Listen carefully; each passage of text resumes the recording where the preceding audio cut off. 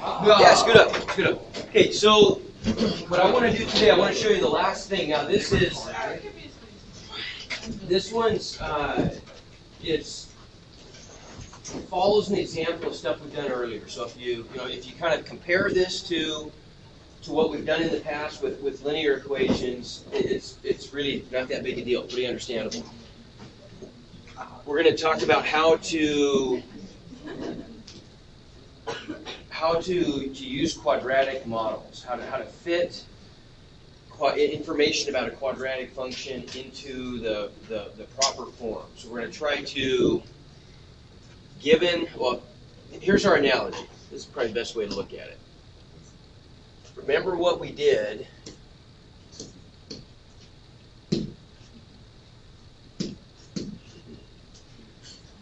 First of all, we got to remember this. We got to remember the three forms of a quadratic equation, right? Or a quadratic function. Okay, Gabby. We got the standard form. Y equals ax squared plus bx plus c, most common. What are the other two? What's one of them? Going back to 5.1. We looked at how to sketch quadratic functions, sketch the parabolas based on these three different kinds. We might see three different forms. We had standard form, and we had what other form? Starts with a V. V. Vertex form. Very good. And how did vertex form go? Y equals A times X minus H squared, quantity squared, plus K. Good. Okay, now what was the significance? This is good opportunity to quickly review. What was the significance of A in all of the forms? What is the significance of A in all of the forms? What's that tell you about the parabola? Whether it opens up or down. Positive, it opens up. Negative, it opens down. In standard form was the toughest one to sketch because we had to do some calculations. If we wanted to find, remember, our strategy for sketching a parabola was to locate the vertex and then just determine if it opens up or down. Right? That's our main strategy.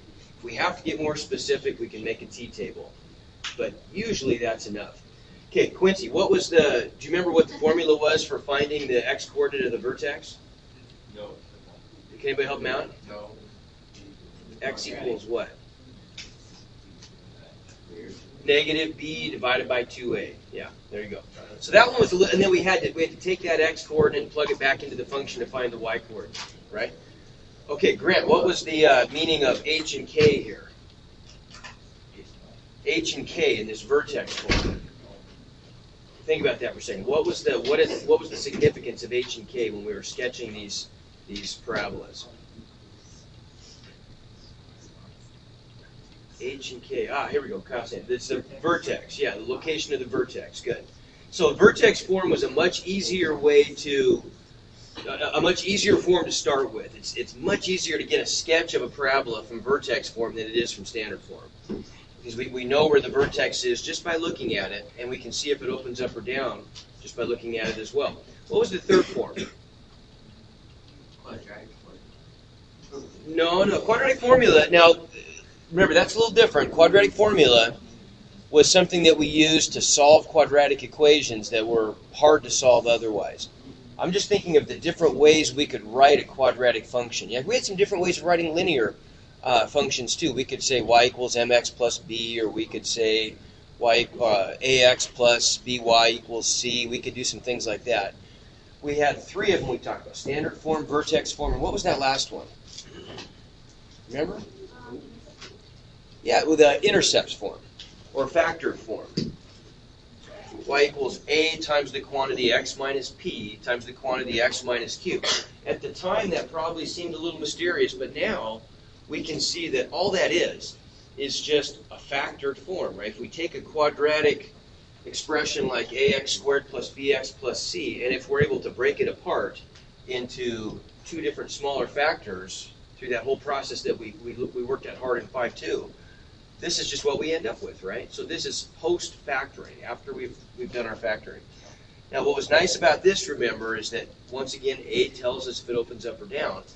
What was the meaning of P and Q which now we know, duh, from 5.2, this was our whole strategy for solving for the zeros of quadratic functions, right? We factor them and then set the factors equal to 0.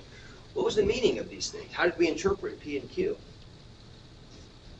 I mean, those were the zeros of the quadratic equation, but zeros are just another fancy word for what? If we look at a graph.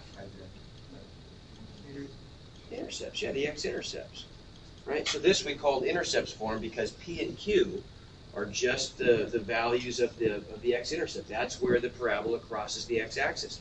So if we were trying to locate, if we wanted to be able to, for example, identify a parabola based on its equation, one easy way to do it would be if I have it in intercept form, I can just find out what the x-intercepts are and match it to the parabola that crosses at those places, crosses the x-axis.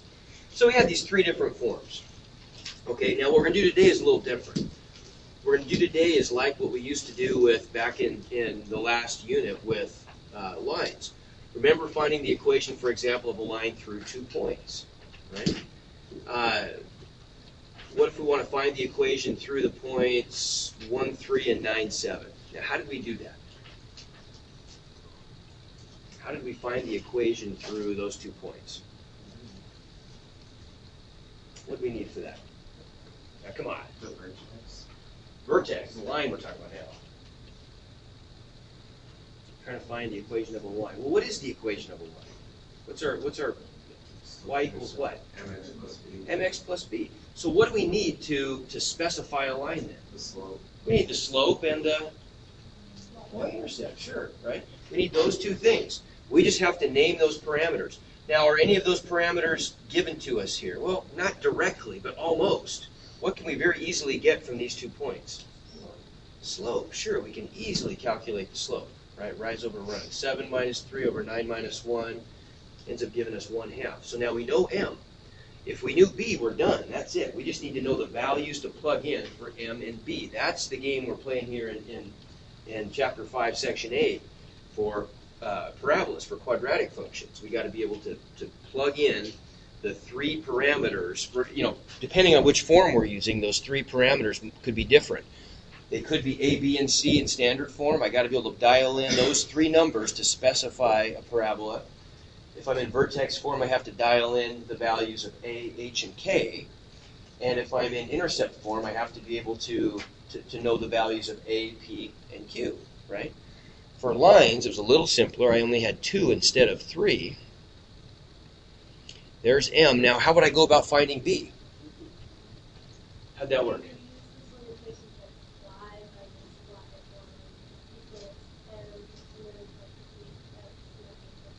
Okay, we could use the point slope form, and that's fine. That's the way that we maybe talked about it first, and that works great. There's another way a lot of you did it too. Remember, a lot of you guys did this, and that's great, by the way. That's the way I would always do it. But a lot of people prefer this way, where if we know m, to find b, we could just plug in the stuff that we're given. We have enough information there to plug in values for everything except b, right? Yeah. And so if I do that, if I plug all this stuff in, if I plug in the value, let's take this point right here, for example. Either one would work. They're both on the line. But if I plug 1 in for x and 3 in for y, and now I know what m is, right? So if I plug all that stuff in, the only unknown is b. So then I can just isolate b and solve for it.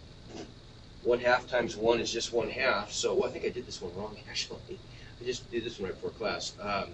What should I end up with? If 3 equals 1/2 plus b, what's my answer? What's it going to be? 3, what do I do with this 1/2 to get the b by itself? No. Subtract, right? I've got 3 equals 1/2 plus b, so I'll subtract 1/2 from both sides, and I should get then 5/2. Well, look what I did. I added it to the other side. I need to fix that. So it should be 5/2 instead of 7/2. But you get the idea. The process is there, right? We're going to isolate b. And now that I know what b is, I could write the equation of this line. It's just y equals 1/2 x, mx, plus b, right? I've modeled the line based on these 2 points. We found the one line that passes through both of those 2 points. Okay? How can we do that stuff with parabolas instead? Okay, let's take an example. What if we know we want to write a quadratic function for a parabola with a vertex of -2, 1 that passes through the point 1, -1. Okay, now of those 3 forms that we looked at, standard form, vertex form, and intercept form, which one matches that data the best? And my goal, remember, is I want to be able to find values for all 3 of the unknown parameters, either A, B, and C in standard form, H, K, and A in vertex form, or P and Q and A in intercept form. We want to choose the form, if we have the freedom to choose, which we do, we want to choose the form that matches our data the best, where we get the most information to plug in for the least amount of work. Is there one of those forms that we just talked about where a bunch of the parameters are just given to me here? Vertex form, sure. Right? We know in vertex form the values of H and K, 2 of the 3 dials, are just the coordinates of the vertex, which we're given right there, aren't we? Right? So we can see then that this matches vertex form, and we know the values of H and K. H is -2, K is 1. All we have to do is find A, right? So how would we go about doing that? If I know the values of H and K, and I also know, by the way, a different point that's on the curve, how could I solve for A, do you suppose? Isolate A. Isolate A, so I'm plugging in -2 for H, 1 for K. What am I doing about the X and the Y? You're plugging in the other point. There's a different point right there. Now, if that's a point that's on the curve, it's a solution. That's a value of X and Y that work, right? So you see what we're able to do there? We're able to make all those substitutions. Okay? And then the only thing left to solve for is A, piece of cake. So I'll just simplify this thing and isolate A. Now, if I've got the quantity 1 minus -2, what's that? 3. Squared. 9. So that's 9. So -1 equals A times 9 plus 1. Right? So if I subtract 1 from both sides, I get -2 on the other side. Last step. Divide by 9. I got it. A is -2/9. So I have my answer. I know A and H and K. So that's it. That's the function that fits this information. How about that? Right? So what did that boil down to? If we had to make some choices there, if we had to think of that in terms of a strategy, the most important step was probably, and it's not that big a deal, picking which form fit the data, right? And it was vertex form. And then all I do is plug in the stuff that I'm given and solve for the remaining unknown. Okay? That's what we get. All right, so what about this one? What if we're given this time that a quadratic function has x-intercepts at 1, 0, and 4, 0, and it passes through the other point, 2, -6. Now, which version would this fit the best? Intercept form, sure, because it's giving us the values of P and Q. What are the values of P and Q? 1 and 4. Yeah, those are the x-intercepts, right? When y is 0, x is 1, so that's an x-intercept. And also when y is 0, x is 4. That's the other x-intercept, right? So I can plug that stuff in. What am I plugging in for x and y in this case? Sure, the other point that sits on the curve. So if I make all those substitutions, then I'm just left once again with a pretty simple equation to solve for A. -6 equals A times 2 minus 1 would give us 1, good, times 2 minus 4, -2, so -2, A. Divide both sides by -2. A is 3, right? No big deal. And so there's our answer in intercept form. Now, if I wanted to put any of these into standard form, what would I have to do? It's no big deal. If I wanted to put that in standard form, Boil it out, sure. Boil it out and distribute the 3. No big deal. Okay, last example. And once again, the standard form, the one that's probably the most popular, one we always stick with, is the hardest one to deal with. What if we have, we want to write the equation in standard form that matches the graph through these 3 points? We don't know, they're nothing special, they're just 3 points on the curve. What do I do then? Well, there's two versions of this. There's sort of the version that matches what we've been doing, and then I'm going to show you a good calculator shortcut for this one too. So I have 3 values of x and y here that go together, right? But it doesn't give me directly any of the information about the parameters. In standard form, y equals ax squared plus bx plus c. The a and the b and the c, unfortunately, don't have some real significant meaning like h and k did, or p and q did, right? They're just the coefficients. And so I can't directly see what any of those values are. But here's what I can do. I could create 3 different equations based on these 3 different points. I know that when x is -3, y is -4, right? So if I were to plug in -3 for all of the x's, I would know that my y value is -4, right? If I plug in -1 for all of the x's, I know that my y value is 0. And if I plug in 9 for all of the x's, I know that y is -10. So if I did that 3 times, here's what I would get. I would get a times -3 squared, which is just 9, right? Plus b times -3 plus c equals -4 for 1. Okay, for the second one, I get this, right? If I plug in -1 for x, I'm going to get 0 for y. And then for the third, if I plug in 9 for x, I'm going to get -10 for y, right? Now, if I simplify that, what's that end up looking like? A matrix. Yeah, that's just a matrix, isn't it? I end up with a matrix with 3 unknowns, a, b, and c. Okay, but it probably wouldn't be a bad idea for us to maybe, let me do something here that might make this a little easier to see. Let me do this.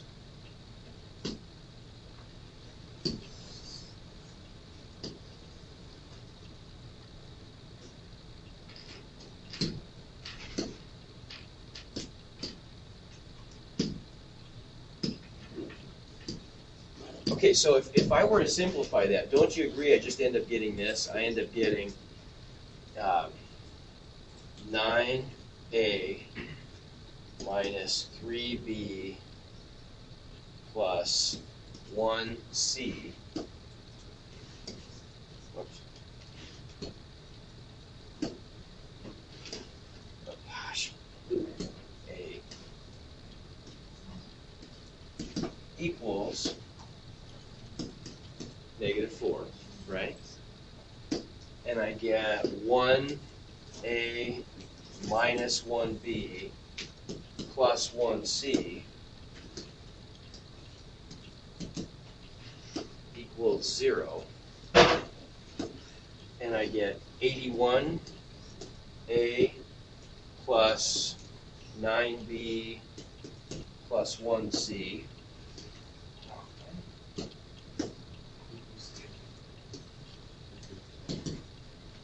equals -10, right? Well, that looks an awful lot like the stuff we dealt with last unit, right? Those solving systems of bigger linear equations. Nothing squared here. The a's and the b's and the c's aren't squared anymore, are they? Those are just to the first power. So I could just turn this into a matrix, right? I could solve this using our, and we don't want to use we want to use our fancy matrix form, the RREF form, right? I could make one big matrix that had 3 by 4, right? 9, -3, 1, -4 would be the first row. 1, -1, 1, 0 would be the second row. 81, 9, 1, and -10 would be the third row. And then this will tell us the answer right away. If we just pop that in a matrix. Take a quick look at that so we don't forget.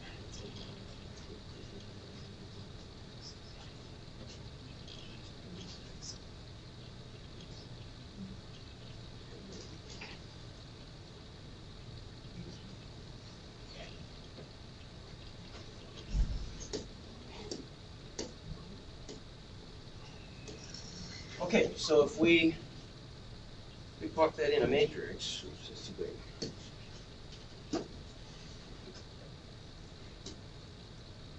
Okay, so remember I just went second, matrix, edit, and it's already a 3 by 4. That's good. And then what I get? 9, negative 3, 1, negative 4, first row.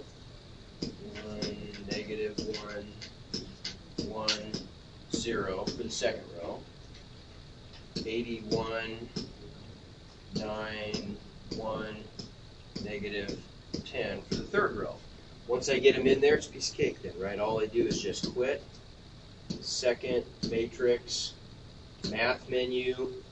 I'm going to go all the way down to B, RREF, and then I'll just pop in matrix A.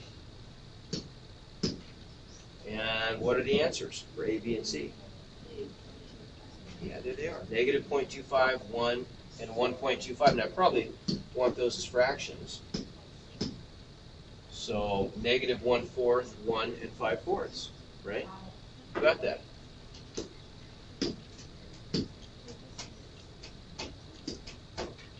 And so, we're not going to do it this way, but we get the same result. There are our answers, A, B, and C, right? Hold on. Okay, does that make sense? Yeah. Okay. I know it's new. Okay, now here's the good news. There's an easier way to do this one. Really? Yes. There's an easier way to do this. If you're going to use a graphing calculator anyway, I mean that's fine. That's I hope that makes sense. That's consistent with the other stuff we've done. Right? But there is an easier way. We're able to use our calculators to do regression on this. Now remember, if we did, going back to last unit, we did a couple different kinds of regression equations. We did some stuff where you were given a whole bunch of data and asked to find the best fit line. You had maybe a whole bunch of X's and a whole bunch of Y's. And remember putting them in your calculator in L1 and L2 and going second Calc 4, linear regression, boom. And it gave you the best fit line. It would even tell you how strong the correlation was, right? That was very handy. Well, we can do the same thing for quadratic functions too. We can put in a bunch of points and ask it to do not linear regression, but quadratic regression, and it will find the best fit parabola instead of the best fit line and give us the equation. Now, we also, remember last unit, what if we only had 2 points that we put in for regression? If we only put in 2 points instead of a whole bunch, we always got back a result of r squared equals 1, which is perfect fit, right? And that makes sense, didn't it? Because any 2 points defines a single line. There can only be one line that passes through 2 points. So when I put in 2 ordered pairs, 2 items in L1 and 2 items in L2, there's only one line that works, and it's the perfect line. That's called a fit, not regression. How many points do you suppose are required to define a parabola? 3, right? So if I put in just 3 points, I'm going to get a perfect answer for one exact parabola that fits those 3 points, right? So why not do that, right? We've got these fancy calculators. Let's use them.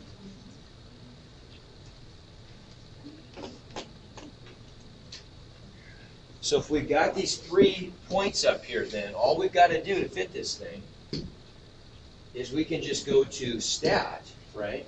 Edit. And our 3 points are negative 3, 4. So I'm going to put that one in as an ordered pair. Negative 3, 4. Negative 1, 0. And 9.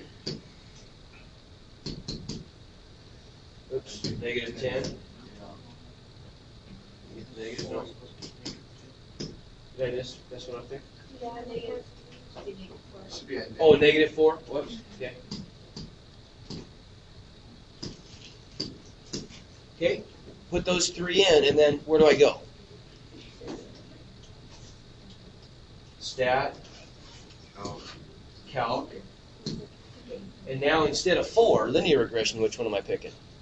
5. Quadratic. Let's calculate. And of course, if we want to, we could store this regression equation as y1 and actually graph the parabola. Let's do that. So if I go alpha f4 to grab y1, and then I hit calculate, look what it does. How about that? Tells me the same stuff. If I write it in the standard form, y equals ax squared plus bx plus c, a is negative 0.25. Well, what do you know, right? B is 1, and c is 1.25, 5/4. Right? How about that? And look, r squared is 1. It's 100% fit, perfect fit. Okay? How about that? If we go to the graph, there it is. There's our parabola that goes through those points. Okay? Now, there are a couple other questions on here where you're asked to do, what would you do if they gave you, say, a whole list of data and said, find the best fit parabola? Same thing, only instead of putting in 3 points, you just put in more, right? That make sense? No big deal, huh? Okay. All right, let me see if I can find a lab. And that's it for chapter 8. Now you just need to